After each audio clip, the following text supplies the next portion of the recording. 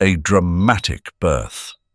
As soon as the baby was born, he said something, which made the doctor unable to believe it and run away immediately, leaving the whole delivery room stunned. What did he say? Please join me in following the story to find the answer. One afternoon, Emily's hands trembled as she stood over the kitchen sink, the rhythm of dishwashing lost as her thoughts drifted into the usual fog of worry.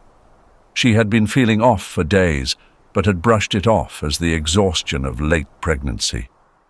Suddenly, a dizzy spell swept over her like a strong tide, pulling her under. She gripped the edge of the sink, waiting for it to subside, but instead, a sharp, unbearable pain shot through her lower abdomen.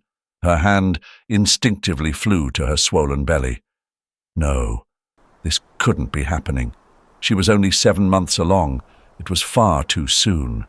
The contractions were real, though, gripping her in a way she couldn't deny. She needed help, fast. Her heart raced as she staggered toward the kitchen table where her phone lay. Each step felt like wading through thick mud, her mind muddled by fear and pain. Her vision blurred, but she managed to swipe the screen, dialing for a cab in sheer desperation. The minutes stretched endlessly until, finally, she heard the honk outside. She stumbled to the front door, clutching her stomach, barely able to stand upright. The cab driver, a burly man with a kind face, rushed over to help her. "Ma'am, are you all right?" His voice was heavy with concern, his hands gentle as he guided her to the back seat. "Hospital. Please, hurry," she gasped, her voice strained and shaky. The driver didn't hesitate, slamming the door and bolting for the driver's seat. His foot hit the gas hard, and Emily squeezed her eyes shut, each jolt of the car sending another wave of pain coursing through her body. The cab sped through the streets, but for Emily, time seemed to slow to an agonizing crawl. Her breath came in short, panicked bursts as the world around her spun. The contractions were getting closer together, and the fear settled in her chest like a weight she couldn't shake. Was the baby going to be okay? Was she going to be okay? When they reached the hospital, the driver jumped out and flagged down a nurse at the entrance. Emily was barely conscious as she was wheeled inside, her surroundings a blur of white coats and flashing lights. "You're going to be all right, ma'am," a nurse assured her, though the words barely registered. The door to the delivery room swung open, and there stood Dr. Clark, a tall, composed man in his mid-40s, his expression calm despite the chaos around him. He moved swiftly, assessing her condition with a practiced eye. "She's only 7 months," a nurse informed him. Dr. Clark's face tightened, but he didn't let it show. "She's not dilated enough. We can't wait," he said, his voice firm. "We'll have to do an emergency C-section." Emily's head was spinning, her thoughts scattered like fragments of a shattered mirror. She wanted to speak, to ask questions, but the words wouldn't come. She felt like she was drowning, the world around her fading in and out as the pain took over. Emily heard the clatter of metal and the low murmur of voices, but it all felt distant, like it was happening to someone else. Dr. Clark stepped out to scrub his hands, following protocol, his steady presence offering a sliver of reassurance in the chaos. Emily lay back, her eyes fluttering closed, as exhaustion and fear tangled inside her. She wasn't ready. This wasn't how it was supposed to happen. But there was no stopping it now. The baby was coming. The minutes ticked by, and the nurses and assisting doctor waited anxiously. Dr. Clark hadn't returned. A nurse went to find him, but she came back empty-handed. "I can't find him anywhere," she said, clearly worried. Just then, the operating room door swung open, and a man entered, fully dressed in sterile surgical attire. His face was covered by a mask, and he didn't speak. Instead, he gestured to his throat, indicating he couldn't talk, as if he'd lost his voice. The assisting doctor, slightly confused, caught on quickly.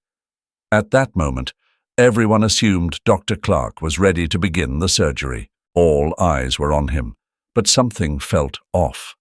Instead of taking charge, the doctor made a series of hand motions to the assisting doctor, signaling for him to proceed. "You want me to handle this?" the assistant asked, perplexed. The doctor nodded silently. Although unusual, it wasn't unheard of for lead physicians to delegate more routine procedures to their assistants. Nervously, the assisting doctor accepted the responsibility and began the C-section under the watchful eye of the masked man. Everything seemed to be progressing smoothly until Emily, still semi-conscious, opened her eyes. And even though the doctor was masked, something about him seemed disturbingly familiar to her. Emily tried to scream, but all that escaped her lips was a muffled whimper. Her trembling hand pointed directly at the doctor, as if trying to warn the others. The nurses rushed to calm her down, believing she was experiencing a panic attack. "Relax. Everything's all right," one of them whispered soothingly, stroking her arm. But the doctor made another subtle gesture, this time toward the anesthesiologist, who hesitated before asking, "General anesthesia?" The doctor nodded. Although it wasn't the usual procedure, the anesthesiologist complied, and soon Emily drifted into a deep sleep. The medical team proceeded with the operation under the watchful eye of the strange doctor. Eventually, the baby was delivered, and a wave of relief swept through the room when his cries echoed softly in the sterile air. The staff sighed in unison, and some even clapped lightly, their tension easing. The assisting doctor, smiling, handed the scissors to the lead surgeon to cut the umbilical cord. However, the man appeared clumsy, unsure. He eventually cut the cord, but something felt off. As he lifted the newborn into his arms, the baby's cries abruptly stopped. The room, previously buzzing with activity, fell into an eerie silence. The infant, no longer crying, opened his eyes and locked his gaze onto the doctor's. For a few seconds, the baby stared directly into the doctor's eyes, and then something unimaginable happened. In a barely audible tone, the baby spoke. It wasn't a babble or incoherent sound, it was a clear word. Though no one else seemed to notice, the doctor heard it distinctly. Stunned, he broke the silence. "Did you hear that?" he asked, wide-eyed, turning to the rest of the team. The nurses exchanged confused glances, unsure of what he meant. "Did you hear what the baby said?" he repeated, his voice now shaking. The staff looked at him, baffled, not knowing how to respond. The doctor, growing increasingly agitated, clutched his head in disbelief, unable to process what he had just heard. It was obvious no one else had heard it. "Get him away from me!" he suddenly shouted, panic lacing his voice, shattering the quiet of the operating room. At that moment his hands, once steady, began to tremble uncontrollably. Without warning, he released the baby, who fell gently onto Emily's chest, still under the effects of the anesthesia. The room froze in shock, no one reacting fast enough. They stood there, paralyzed, as the doctor, without another word, turned and bolted from the operating room, his footsteps echoing down the hallway. Everyone remained in stunned silence, unable to comprehend what they had just witnessed, the strange scene searing itself into their memories. The nurses quickly rushed to tend to the baby, who had resumed crying as soon as he landed on his mother's chest. None of them could make sense of what had just transpired or why the doctor had fled so suddenly. One of the nurses, still in shock, muttered, "Something wasn't right with that doctor." Since she came back from surgery, she had been acting strangely. I believe she thought the baby spoke to her. Those in the room exchanged bewildered glances. It didn't make sense. Newborns, especially ones so recently delivered, cannot talk. Their neurological and physical development isn't advanced enough to form words. A newborn's brain hasn't developed the connections needed to process spoken language, and while their vocal cords are functional for crying, They aren't yet capable of producing words. Despite this knowledge, a sense of unease spread through the room. Some of the medical team held the baby, trying to soothe him, and even brought their ears close, listening for any further sounds. But the baby just kept crying loudly, as any newborn would. The room buzzed with murmurs until a sharp sound cut through the air. The vital sign monitors began beeping insistently. "The patient's in crisis," one of the nurses shouted, rushing towards the machines. The assistant doctor, in the absence of the lead surgeon, quickly took charge. "Inject 1 milligram of epinephrine now," he ordered, immediately asking for the defibrillator. "Hurry, we're going to lose her."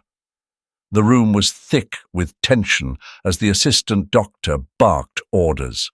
"It must be the general anesthesia we administered," he shouted.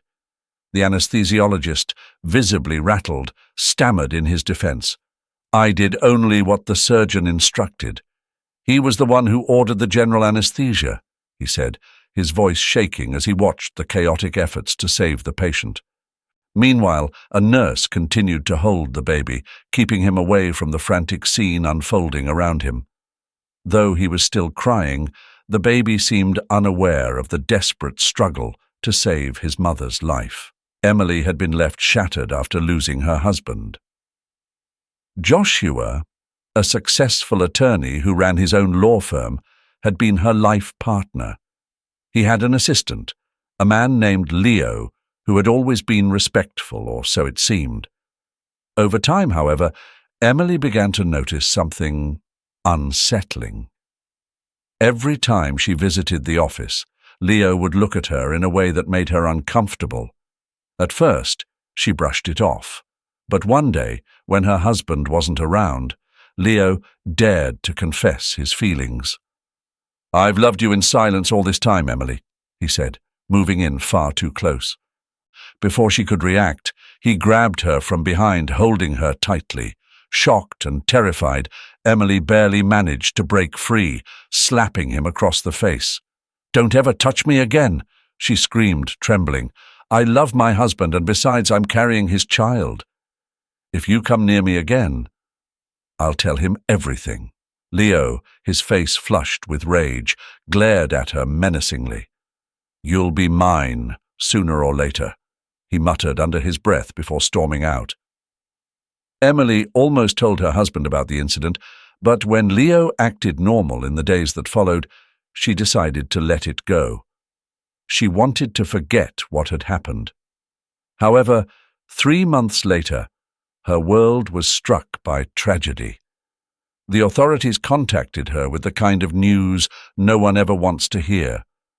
Her husband had been killed in a car accident. In a state of shock, Emily went to identify her husband's body. Heartbroken, she noticed she had a voicemail from him, left just before the accident. Her heart clenched at the sight of it, yet she couldn't bring herself to listen. The emptiness she felt was overwhelming, and just the thought of hearing his voice one last time left her paralyzed. Deep down, Emily believed her husband had tried to say goodbye, but she hadn't answered the call. That thought filled her with an unbearable guilt. The anguish of not speaking to him one final time haunted her, and the message, still untouched, loomed over her like a silent torment. As the investigation unfolded, she discovered that Leo had been driving the car. According to his account, he lost control and veered off the road, crashing into a tree. Leo managed to escape the burning vehicle, but Joshua, unconscious from the impact, was trapped and consumed by the flames. Emily's suspicion grew stronger. Had Leo caused the accident on purpose? She had no proof, just an insidious feeling gnawing at her soul. At the funeral, while Emily wept in solitude, Leo approached her again. "Now you're free," he whispered, a twisted smile curling his lips. "I still love you." Without thinking, Emily slapped him hard. "I will never be yours. My son is the only man that matters in my life." Leo's face twitched with anger, his lips trembling as he coldly replied, "The only son you'll have will be mine." A shiver ran down Emily's spine. Fear gripped her in a way she had never experienced before. What if Leo had really caused her husband's death? If he had done it to claim her, perhaps he would now try to harm her son as well. The thought chilled her to the core. She felt that both her life and her son's could be in danger. With that terrifying thought swirling in her mind, Emily made the decision to leave town. She rented a house in a remote area, settling there to await her child's birth in peace. Money wasn't an issue. Her husband had left her a substantial sum in the bank, along with the life insurance payout she received after his death. With everything she needed, Emily resolved to spend the remainder of her pregnancy far away from Leo and the dangers she felt closing in on her. The constant beeping of the monitors filled the delivery room, which had descended into chaos. Despite the frantic efforts of the medical team, Emily was declared clinically dead by the attending doctor. The general anesthesia had seemingly triggered an adverse reaction in her body, leading to cardiac arrest. The sadness and helplessness weighed on everyone present. They knew that the newborn boy had now lost both parents, his father before he was born, and now his mother. With tears in her eyes, one of the nurses gently picked up the peacefully sleeping baby and placed him on his mother's chest, as if giving him a chance to say goodbye. In that moment, the baby began to wail loudly. The hearts of everyone in the room shattered as they watched him instinctively seek to nurse, unaware of the tragedy surrounding him. His cries continued until one of the nurses tried to lift him, but the tiny infant clung to his mother's body, his small hands refusing to let go. The scene was heart-wrenching. No one knew what to do. Finally, the attending doctor decided he would have to separate the baby himself. Yet, just as he was about to pick up the child, a shout stopped him in his tracks. "Doctor, look at the monitor!" one of the nurses cried, alarmed. The heart monitor displayed a faint but undeniable pulse. Emily was breathing weakly, but she was breathing. It was nothing short of a miracle. "Quick! Inject 1 milligram of epinephrine," the doctor commanded, following protocol. Slowly, Emily's vital signs stabilized. The medical team was in disbelief. Cheers erupted as the room filled with applause, everyone hugging one another, overwhelmed by the miracle they had just witnessed. Emily, still recovering, slowly opened her eyes. She looked at her baby, held him tightly in her arms, and showered him with kisses before nursing him. The tender scene brought tears to the eyes of everyone in the room, moved by the sheer joy of the moment. But this happiness was shattered in an instant when Emily's eyes widened in terror, and with a voice filled with panic, she screamed, "Leo!" Everyone in the room froze, staring at her, confused and unsure of what she meant. A nurse stepped forward cautiously, trying to soothe her. "Emily, what's going on?" he asked, his voice filled with concern. Emily, still in a state of shock, cried out again, "Leo, you have to stop him. He's dangerous." Her voice was laced with desperation. Summoning her strength, she began to explain, "That wasn't a doctor. It was Leo, my husband's former assistant. I know he was trying to hurt my child." The medical team exchanged uncertain glances, not knowing what to make of her words. Emily quickly told them her suspicions about Leo, her belief that he had been involved in her husband's accident, and her growing fear that he had returned to do harm. Just as she finished speaking, the doors to the operating room burst open. The real Dr. Clark stumbled inside, his face bruised and a large welt visible on his head. He was also wearing nothing but his underwear, which left everyone even more bewildered. "What happened to you?" one of the nurses gasped in horror. Clark, panting, struggled to catch his breath. "While I was washing my hands to return to surgery, A man in a hoodie came up to me. He said there was an emergency, that someone had collapsed on the stairs. He begged me to follow him, and I did.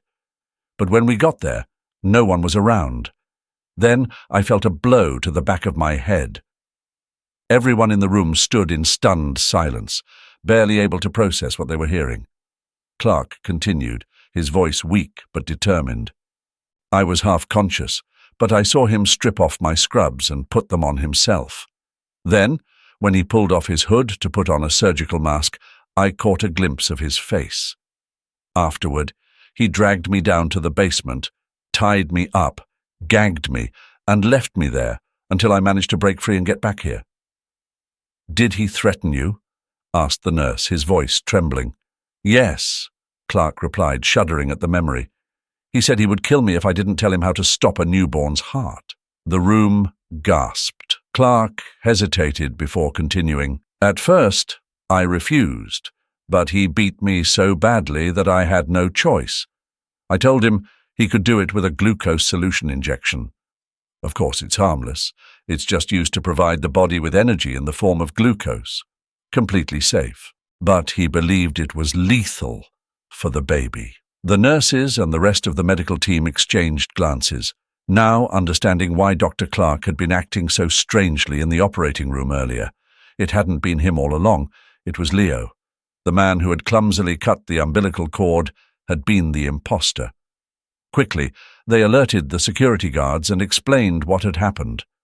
One of the guards, after hearing Dr. Clark mention that the suspect had briefly exposed his face, became thoughtful. If his face was seen, maybe the security cameras caught it, he said, and they all hurried to the monitoring station. Emily accompanied them in a wheelchair, holding her son in her lap. With Dr. Clark's assistance, they managed to pinpoint the exact location and precise moment when the man, for a fleeting second, pulled down his hood, revealing his face. As they reviewed the footage, Emily watched anxiously. Suddenly, she gasped. "It's him, Leo," she exclaimed, trembling from head to toe. On the screen, everyone could see how the imposter, disguised as a doctor, had tied Clark up in the basement. The video showed the man making his way to the medical supply room. He was rummaging through the shelves until he found what he was looking for, the glucose serum Dr. Clark had mentioned, to deceive him. With a cold expression, he filled a syringe with the liquid and tucked it into the pocket of his coat. The footage continued. Leo, syringe concealed in his coat pocket, headed toward the operating room. Once inside, he waited for the moment when no one was paying much attention and discreetly pulled out the syringe. Then the video showed him cradling the little boy in his arms, seemingly ready to inject him with the serum. "Oh my God," whispered one of the assisting doctors, horrified by the scene. But just before he could go through with it, something unexpected happened. In the video, everyone watched as Leo suddenly froze. His eyes widened in shock, as if something had startled him. That was the moment he released the little boy, just as they had all witnessed in the operating room. "What stopped him?" one of the guards asked, puzzled. A nurse, her voice shaking, answered, "The imposter said he heard the little boy speak a word, and that's what scared him." The video had no audio, but everyone saw how the child stopped crying at that moment and stared directly at the supposed doctor. Then it appeared as though his lips moved. Although no one could be certain if he had actually spoken a word, the scene was undeniably unsettling. They all glanced at each other, trying to figure out what the boy could have said if he had truly spoken that would terrify a man like Leo, someone so cold and without conscience. No one could make sense of it. The word that might have come from the boy's lips, if it had, remained a deep, unsolvable mystery. But Emily didn't care what the word might have been. With tears in her eyes, she hugged her son tightly, convinced that he had saved them. One of the nurses had told her that she had been clinically dead, and that, to everyone's astonishment, it was her son's cry and embrace that seemingly brought her back. "You're a hero, my love," Emily whispered, filled with infinite gratitude toward her son, who, unknowingly, had pulled her back from the brink. The security guards wasted no time in alerting the authorities about the incident. Given how dangerous the suspect was, and believing he might still be nearby, the police launched a search operation across the area. It wasn't long before one of the patrol units radioed in. "We've spotted a man in a doctor's coat walking down the main avenue. It looks suspicious," one of the officers remarked. When they tried to stop him, the man, hearing them call out, bolted, running as fast as he could without ever looking back. However, his escape was short-lived. The police quickly caught up with him and he was apprehended. Shortly after, they sent a photo to the hospital, and both Emily and Dr. Clark recognized him instantly. "It's him!"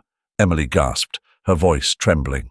As they went through his belongings, they found the syringe filled with glucose serum in the pocket of his lab coat, the same one he had tried to use in the operating room. There was no doubt. It was the same man who had attempted to harm her child. "The suspect is under arrest," one of the officers announced with a firm tone. Relief washed over everyone at the hospital, but none more than Emily, who let out a long, shaky breath, cradling her baby in her arms. At last, the danger was over, and she felt safe with her little hero by her side. Days passed, and Emily cherished every moment with her baby, his wide eyes full of wonder as he giggled in her arms. She lifted him up, kissing his belly, which made him burst into fits of laughter. In those moments, she found a glimmer of peace she so desperately needed, but deep down, the questions still lingered in her heart. Finally, she gathered the courage to listen to her husband's last message, the one she had received just before the accident. For weeks, she had avoided it, afraid of the pain that would come with hearing Yoshua's voice one final time. But today, she decided it was time. She glanced at the timestamp on the message. 3 p.m, the exact time the police had said the accident occurred. Emily wanted her son to hear his father's voice too, so she put the message on speaker. "It's important he hears his dad," she whispered to herself, though her heart pounded in her chest. She pressed play, and Yoshua's voice filled the room. At first, it was a comfort to hear him, but her relief was short-lived. Terror gripped her as the message continued. "Leo, what are you doing?" Yoshua's voice was frantic. "You're crazy. We're going to die." Then Leo's voice cut through, cold and calculated. "That's exactly what I want to kill you. Don't worry about Emily. Once you're dead, she'll be mine. And as for your son, I'll get rid of him too." Emily's world crumbled around her. The sounds of a struggle, followed by her husband's agonizing screams, filled the air. Then, the crash. Tears streamed down her face as she listened, unable to stop the flood of emotions. Her worst fears were confirmed. Leo had caused her husband's death, and he had done it on purpose. She now had the proof she had dreaded finding.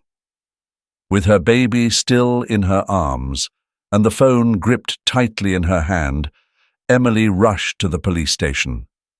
Once there, she recounted everything that had happened. The officers listened to the recording and concluded that Yoshua had dialed her number just before Leo caused the crash. It was clear that Leo had been unaware the call was still connected, which captured their entire conversation and his sinister plan.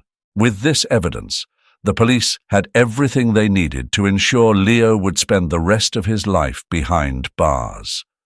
Emily, with her little one cradled in her arms, wept.